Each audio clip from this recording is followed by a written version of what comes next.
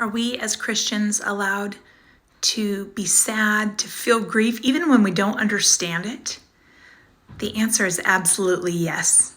And first, I'll remind you that when God created us as humans, He created us with the whole slate of emotions. We were not all created with just happiness or just stoicism or whatever. We are allowed to experience the range of emotions that our Creator gave to us, and we feel no shame in those emotions. Furthermore, I'm going to outline that Jesus in Matthew 5:4 said, "Blessed are those who mourn, for they will be comforted."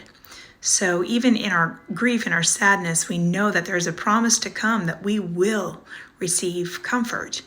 So how do we deal with things that are grieving our spirits when we just feel such sadness and don't really even understand it? So for example, I've had one of those days where I just have felt tremendously sad all day. And then I consider that there's a lot going on in our world. And it doesn't directly impact me, per se, but I see it and I feel it. And I think of earthquakes and hurricanes and fires and devastating smoke, people who are human trafficked, such dissension among people instead of unity.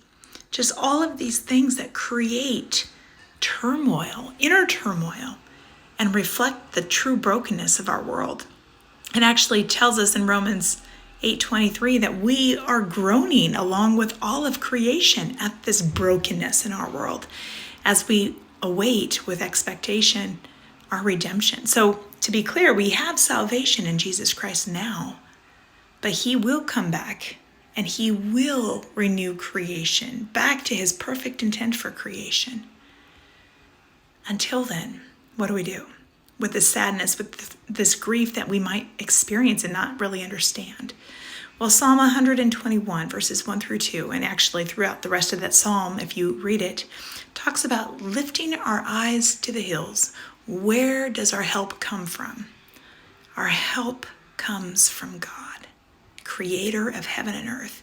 Even in the brokenness, our great creator, our great helper, our great comforter is walking up right alongside us. So as you struggle with grief or sadness that you don't necessarily understand, remember where to affix your eyes, and it's okay to feel the way you do. Blessings on you today.